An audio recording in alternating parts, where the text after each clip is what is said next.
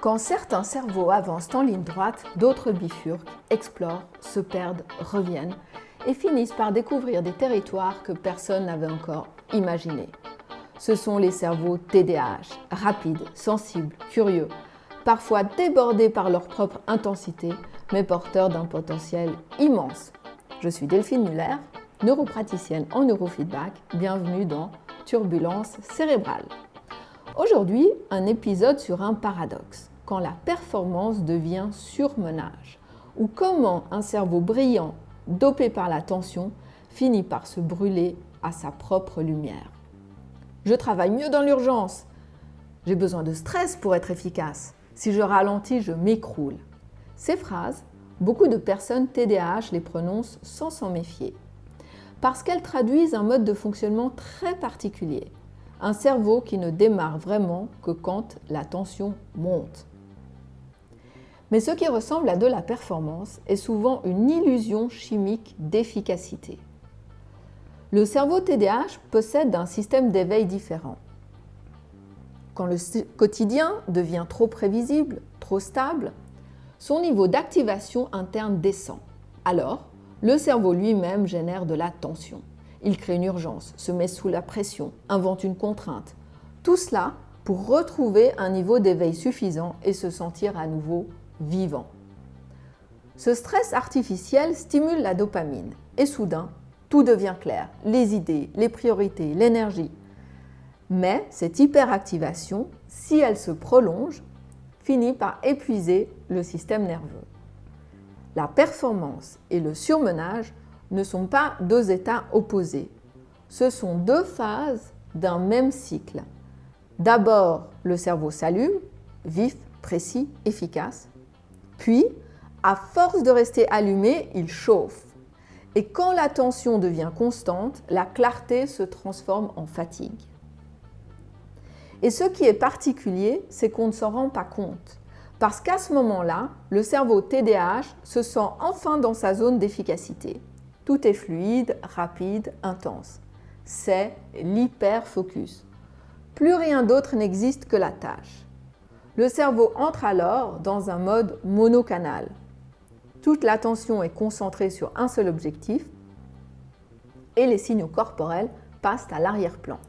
Pendant ce temps, le corps, lui, continue de parler. Les épaules montent, la respiration devient courte, la mâchoire se serre, les mains se crispent. L'appétit s'efface, la soif aussi. Et au niveau du front, tout se fige, comme si toute l'énergie s'y concentrait. Le cortex préfrontal, cette zone juste derrière le front, tourne à plein régime pour maintenir la vigilance et le contrôle. Le visage se bloque, le regard devient fixe. C'est un signe typique d'hyperactivation frontale. À ce stade, les signaux d'alerte ne disparaissent pas. Ils sont toujours là, mais le cerveau ne les perçoit plus. C'est un peu comme si le corps chuchotait dans une pièce déjà trop bruyante. Le système attentionnel saturé coupe la communication avec les sensations internes. Il ne reste plus que la tâche, l'objectif, la volonté de finir. C'est souvent à ce moment-là que l'entourage s'en aperçoit. Un collègue, un conjoint, un ami dit « Tu n'as pas levé les yeux depuis ce matin » ou « Tu sembles ailleurs, tendu ». Et la réponse n'est pas « Mais non, tout va bien », c'est plutôt « C'est bon, j'ai presque fini, encore 5 minutes ». En réalité, ce presque fini peut durer des heures, parce que le cerveau, lui, ne sait plus où s'arrête la ligne d'arrivée. Progressivement, le surmenage s'installe. Les muscles restent tendus, même au repos, le sommeil devient agité, les réveils précoces. L'esprit reste en alerte, le corps, lui, s'épuise. On se sent allumé à l'intérieur, mais vidé physiquement. La tolérance diminue, l'irritabilité monte, les bruits, la lumière, les demandes deviennent insupportables. L'émotion s'aplatit. On ne ressent plus vraiment ni joie, ni curiosité, ni colère nette. Juste une neutralité étrange, comme si tout se déroulait derrière une vitre.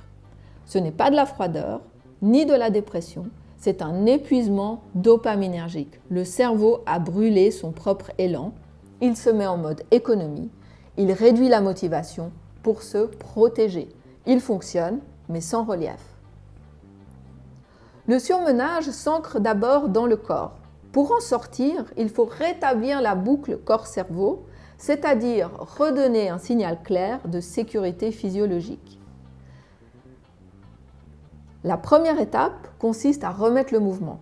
Installer un minuteur toutes les 10 à 15 minutes et quand il sonne, s'arrêter, se lever, respirer profondément, relâcher les épaules, faire quelques pas, regarder au loin. Ces micro-pauses ne sont pas une perte de temps. Elles réinitialisent le système nerveux autonome et rappellent au cerveau qu'il n'est pas en danger. Ensuite, se fixer une deadline volontaire. Dans 1 heure, j'arrête. Et le faire réellement, fermer l'ordinateur, changer de pièce ou simplement se déconnecter visuellement de l'écran. Ce geste physique marque la sortie du mode tension. Puis vient la lenteur volontaire. Elle n'a rien d'improvisé, c'est un exercice très conscient. Choisir une activité sans enjeu de performance et la vivre à un rythme lent, presque sensoriel.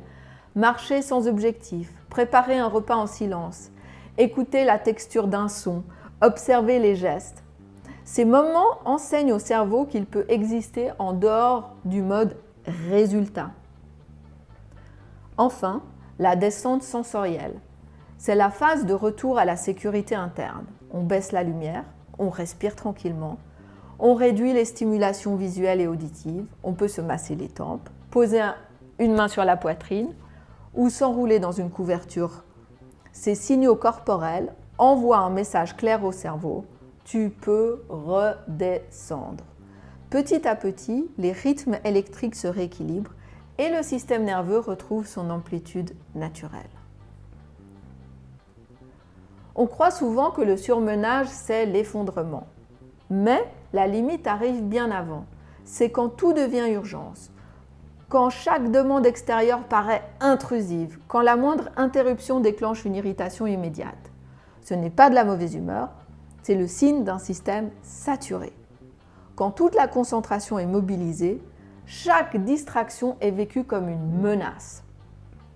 Et si cela est difficile à repérer seul, on peut s'appuyer sur un proche, quelqu'un qui devienne le gardien du stop, celui qui rappelle calmement « Si vous n'avez pas le temps de faire une pause, c'est peut-être justement que vous avez besoin de faire une pause. » Ce rappel extérieur agit comme un garde-fou, doux, mais essentiel.